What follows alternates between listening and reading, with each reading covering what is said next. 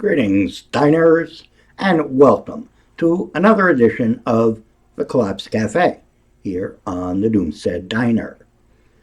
Okay, I am back for my second video since I disappeared off the net for the last 3 years, basically due to a variety of personal physical problems, one of which resulted in the loss of my leg.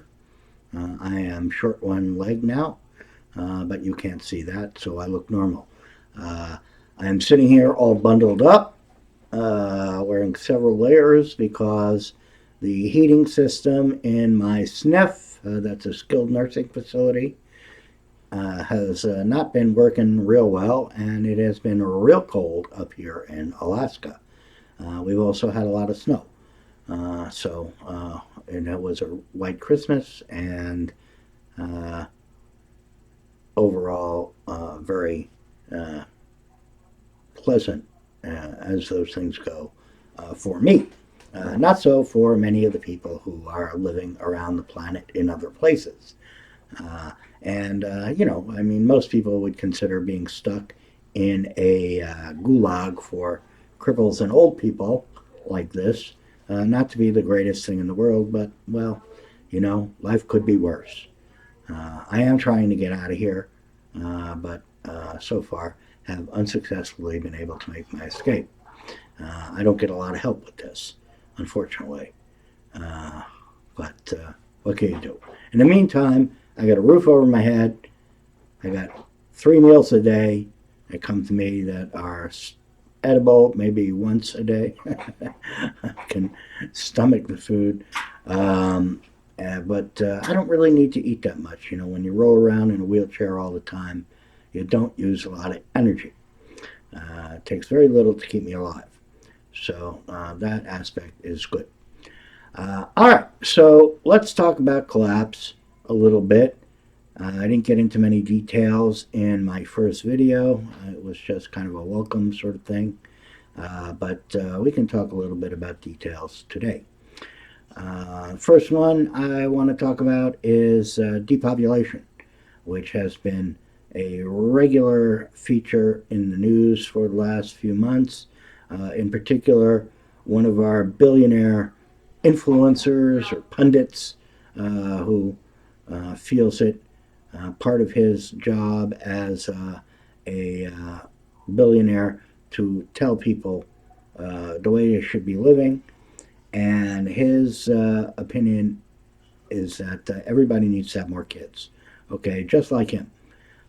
Elon has something like 11 children now from multiple wives. I call them A-list vaginas.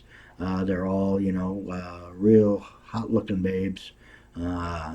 And he has an inordinate number of multiple births. He has one set of twins and one set of triplets in that number. Now, the chances of twins are something like 1 in a few hundred births, and the chances of triplets is 1 in 3,000 births, or a little more than that, actually.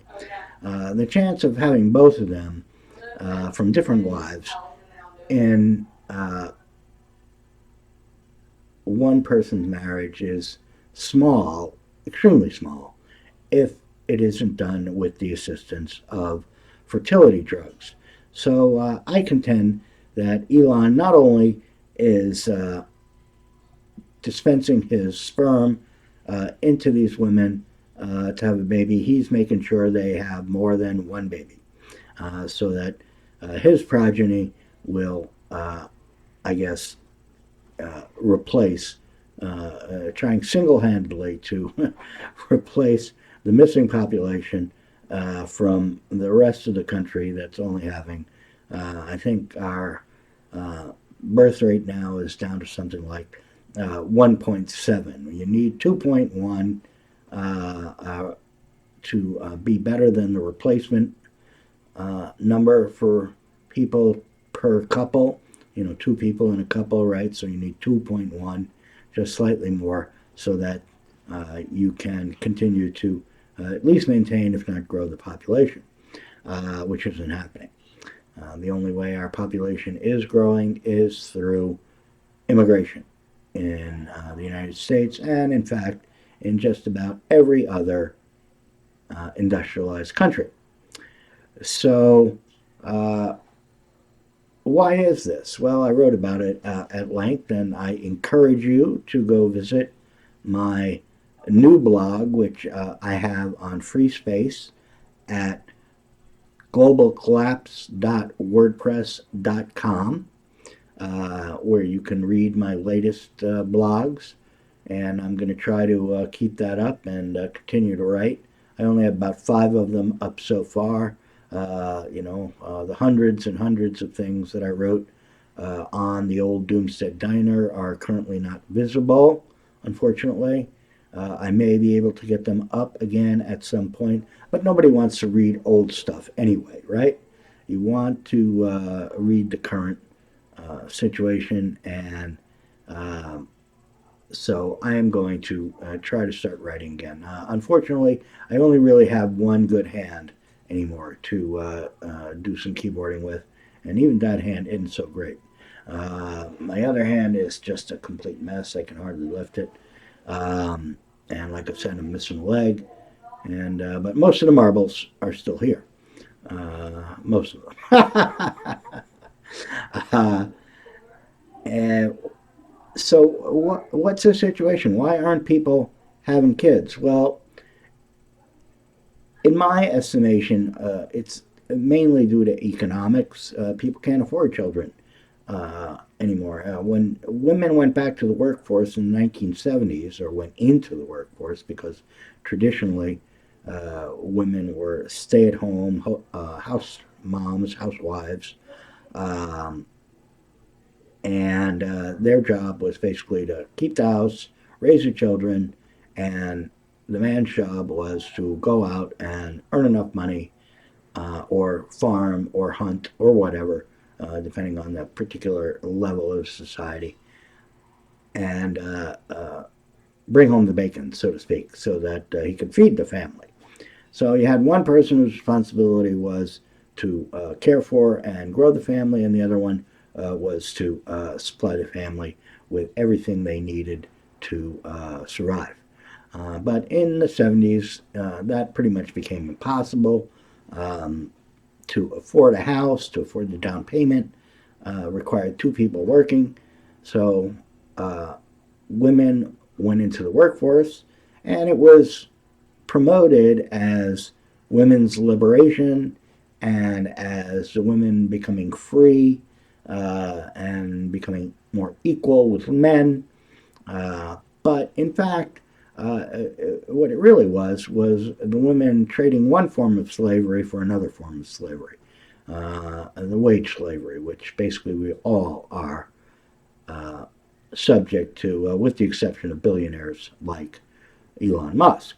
Um, and Elon, I don't think he even really grasps the problems that the normal people have for raising children. Elon can hire au pairs and nannies and so forth to take care of all of these children. The model A-list vagina women that he produces them with can join him and party all night on one of his 300-foot yachts. They don't really have to worry about the job of raising the kids, and nor do they have to worry about the cost of college or their dental costs or any of the other things that the normal person trying to raise a child has to worry about. And when you add all those things up, when you tally up the cost of raising a child versus the actual income that people have had, which at best has stagnated since the 70s, it just doesn't match up. So that's one thing that is discouraging the birth, or the people from growing their families, having families of more than one child. And we're shrinking as a country. And this, of course, has a lot of implications on a social level, because the younger people, all you need is for this to go on for 20 years, and all of a sudden you don't have enough people coming into the workforce and taking over from all the baby boomers who are retiring. Uh, and especially at the low wage jobs. So, right now in the low wage professions, well, I don't know if you call them professions, gig jobs. The low wage gig jobs that really are the underpinning of society. They're all the people that do stuff from wait on tables to pick up the garbage, and do all the little tasks that don't pay a whole lot of money, but the society won't run without them. Those people are becoming fewer and fewer, and it's very easy to get a job now. In fact, a job that pays, a little higher than it used to. Minimum wage has risen now in many places. Like up here, you can get $18 to $20 an hour to flip burgers at McDonald's, or in the case of this sniff, the people who have the lowest level of job, the certified nurse assistants or CNAs. They're the people who wipe your butt and change your linens and so forth. Those people are making $20 an hour now, which translates to $40,000 a year.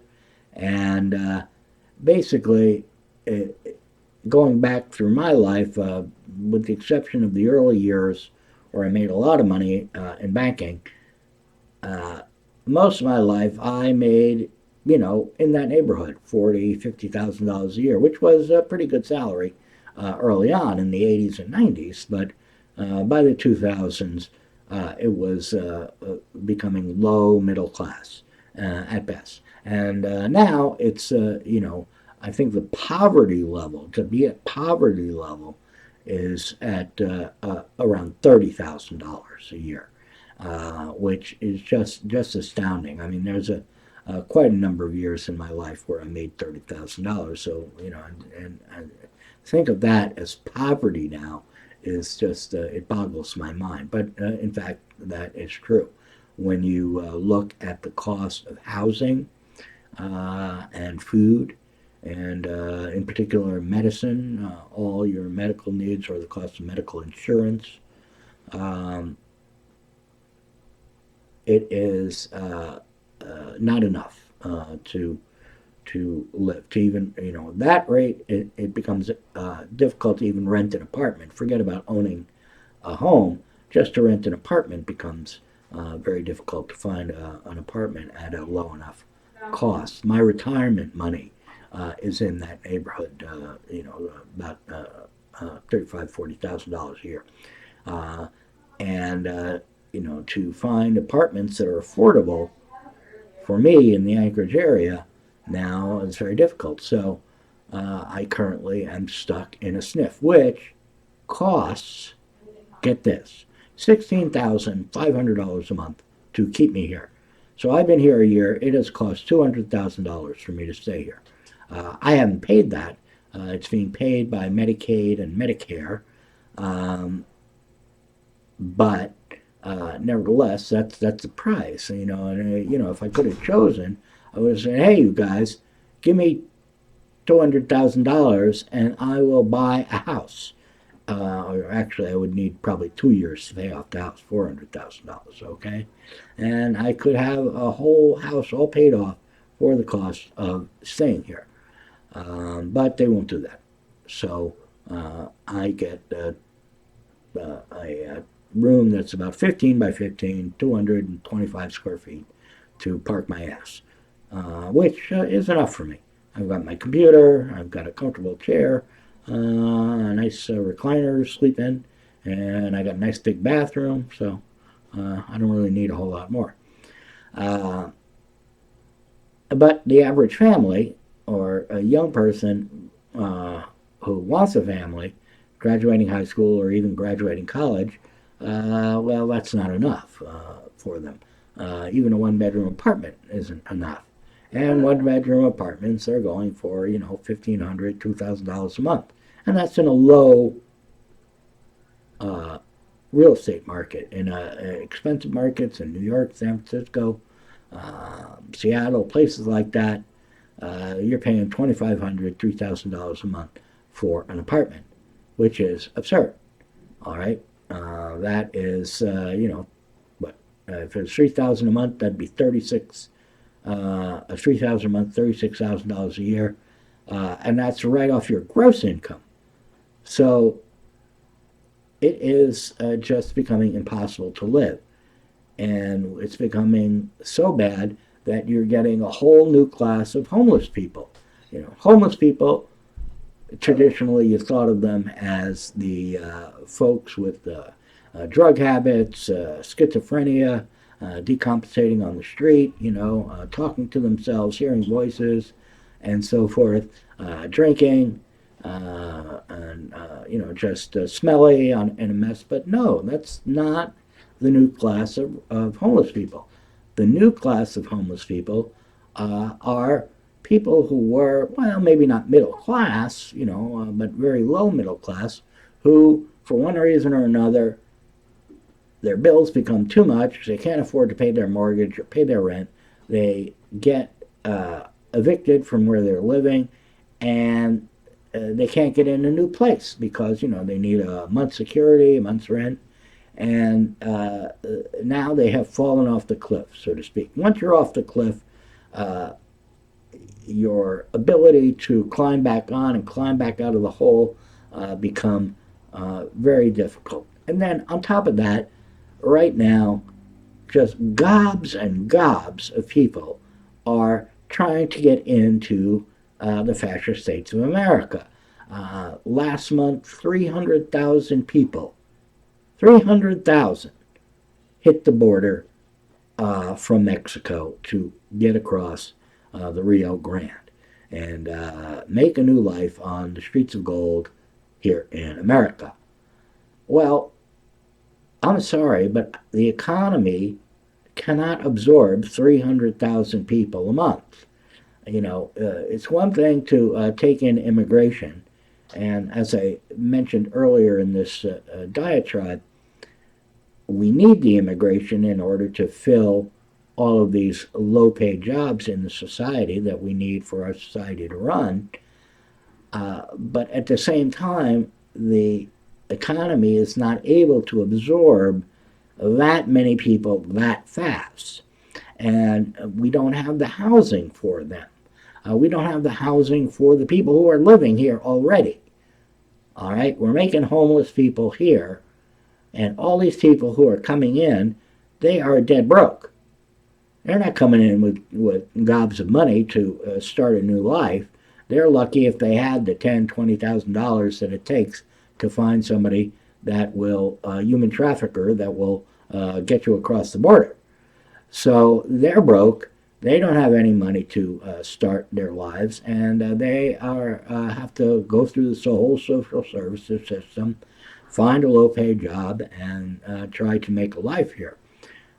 Well, these people are, showing up on the streets.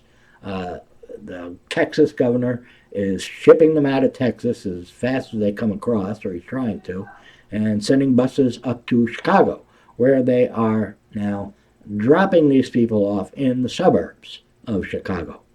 All right, going to Naperville or wherever. I used to live in the area, so that's why I know Naperville. Um, and dropping these people off the bus who have nothing.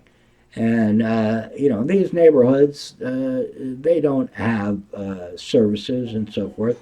So I suppose they wander over to the nearest church and see if the pastor there will put a roof over their head for a while. I don't know. But even if they get all the way into the center of Chicago, and Chicago's got the problem of trying to find housing for them. And, thousands of people every month is very difficult to find housing for. So they're warehousing them in various places, and the beds are like 3 feet apart, and You got a whole family of people, 4 beds in some corner of some gymnasium somewhere. It's absurd. And then down in New York, they converted Floyd Bennett Field, which is an old airfield down on in Brooklyn, that is right on the coast, low-lying land. That every time you get a good northeaster come in and whatnot, the whole area will flood. There's no services, there's no stores, no nothing there. The reason why it was never developed as another place to live, it's just not real suitable for people to be there, put up housing there. So, uh, but now what they've done is they put up, army style tents, and they've got, I don't know, 1,700 people from Nicaragua, or I think Venezuela actually is the latest one that is sending gobs of refugees up here. And they're giving these people sandwiches that are inedible. Even starving refugees won't eat. Okay, so the food's got to be really, really bad. Uh, and that's, the case in New York City. I don't know what the situation is like in Chicago. I'm sure it's not much better, and I can't imagine what the situation is like down on the border. I did read a story about people who own land right along the border. One guy said they had taken all the trees and wood on his land. He owned like 20 acres, something like that, and it had all been chopped down and burnt up as firewood. All his fencing was burnt up as firewood. Um, so, there's a reason why land on the border comes cheap. Not a good idea to buy a place down there at the moment. I would not advise it as a doomstead location. In fact, I wouldn't advise all of Texas as a doomstead location. But uh, people do live there. I think Texas is one of the few states that is still growing in population, and but I believe it has slowed down some. Place like New York, the Northeast, they're losing population. South Carolina is growing in population, um, but overall, despite the huge number of immigrants, I think the total population of the United States only increased by about 1 million people last year. So uh, our whole system, capitalist system, it all depends on growth. And at the bottom of that pyramid, like the pyramid on the dollar bill, the bottom of everything's a pyramid. The bottom of that pyramid scheme is the people, and you've got to have the people. They're the consumers, they're the bedrock of the whole system. If that isn't growing, then the whole system won't grow. When the system doesn't grow, the people at the top, they don't make any money, and they don't like that. Rich people want to make money for doing nothing, for just being rich, and loaning their money out to other people. So we have problems in population and problems in immigration. And then on top of that, we have the problems with the accumulated debt that we have in growing the system that we have, which now has become so large that we're actually borrowing money to pay debt, to pay old debt. Uh, our debt service has become as large as our entire budget was at the federal level, 20 years ago. So if you look at the graph that we have for the federal deficit and federal borrowing, it goes like this, goes up, up, up, up, up slightly, up to about 2021 or 22, and then it goes like that. It's called a hockey stick graph. It's just going exponential at an incredible rate. And our whole monetary system is based on this. It's all based on debt. And the only thing that gives the dollar its value is confidence. All right, it's not really based on any physical thing. It's not based on gold. It's not even based on oil or productivity or anything like that. It's all just based on the confidence that people are going to be able to pay the debt that we have. And it's all issued in the form of U.S. Treasuries. Well, the fact of the matter is that debt's never going to get paid off. It's not recognized that that's not going to happen, but it's not. At least it won't be paid off in anything real. Um, and at some point, where that gets recognized, that is when we're going to see a real crash. The kind of outcome that the collapse people like myself have been expecting and talking about for the last 20 years. Myself, I've only been at it for about 15 years, since 2008, but other people have been talking about collapse a lot longer than that. And we get a lot of negative feedback, if you will, from people who say, well, you guys have been telling us our society's gonna collapse and we're gonna have anarchy and mayhem uh, every year for the last 20 years, and it hasn't happened. So, just shut up, enjoy life, and stop uh, harping on collapse and the disaster to come. Because it hasn't happened yet, so it probably won't happen. We're probably just going to keep miring along in a sort of slow collapse fashion, which is possible. But at the same time, I personally see things getting measurably worse each year in terms of the amount of anarchy in the society in general, the amount of homeless people, the geopolitical problems that we have. So I personally see collapse as really ongoing, and it may not be enough for you. I mean, the lights are still on, and you can still get gas, and you probably still have a job if you're one of the people who doesn't really feel like we have a situation of collapse. But even so, even despite all those things, uh, the quality of life and uh, the way people perceive the future, the attitudes that I see in young people, all of those things say to me, collapse is here, and we're watching it in action, and we're watching it play out. Um, the human lifespan is such, and growth in the individual. You watch a child from day to day, and they don't seem like they grow very much. They look the same to you as they did yesterday. But you take a child at 8 years old and you look at them 10 years later at 18, and poof, they're way different. And that's the way I feel about uh, the society that I look at now versus the society I looked at in 2008.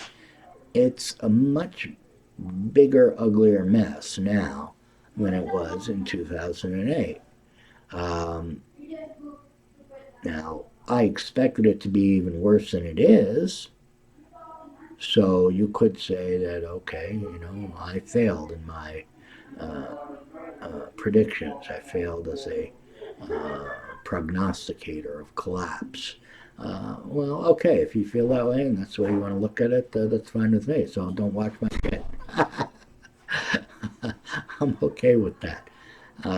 But I see what we have as very significant changes in our life and in the way things are going, and also in the way you need to be preparing for the future.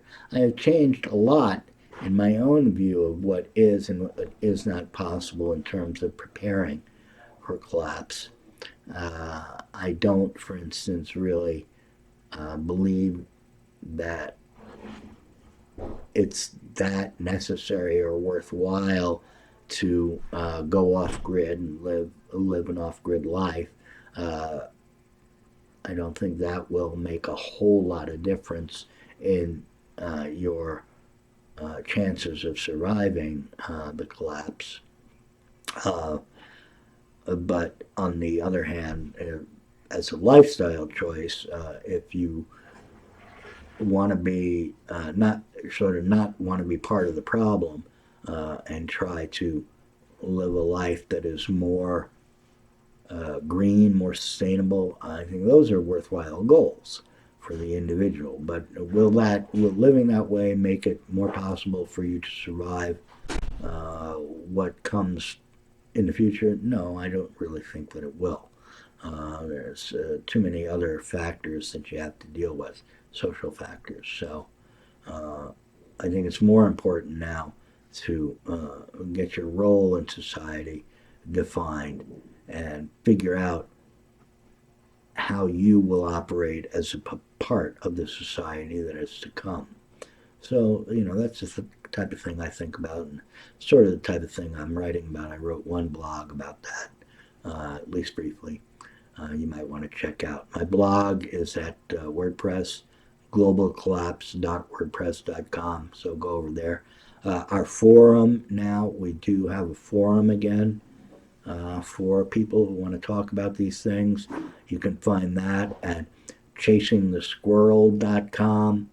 And then on the homepage of Chasing the Squirrel, you'll see a link to Doomstead Diner, which is the forum. So click on that and come and talk to us, talk to me.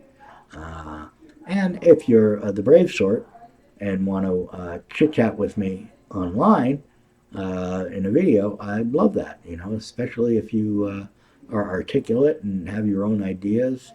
If you want to challenge me and challenge my perspective on collapse, I'd be happy to do that as well. Everybody doesn't have to agree with me, and they don't. So that can be fun too.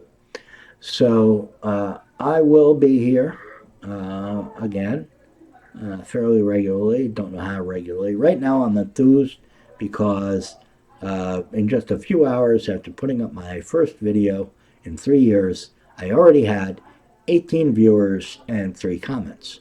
That is really good. So those of you who are watching, tell all your friends. RE is back. He's back. And I will continue to elucidate the various aspects of collapse. And if you are worried about being identified online, you don't want your face, you can mask up like I am. Now this is obviously, I think, maybe for you, it's a joke. Because if you go back and look at all the other videos that I have up, I never wore a mask or anything like that. I'm doing this because I'm trying to get more people to come and join me. And a lot of people say, well, I don't want my face online. They're worried about, I don't know, the government coming after them or something. So no, you can disguise yourself if you want, and that's valid if you want to try to stay anonymous. Feel free. It's the ideas that are important, not who the face is or who the person is. All right, I think that's enough bullshitting for today, and that's all the doom this time.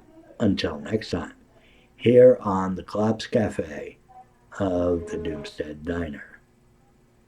Hasta la crash.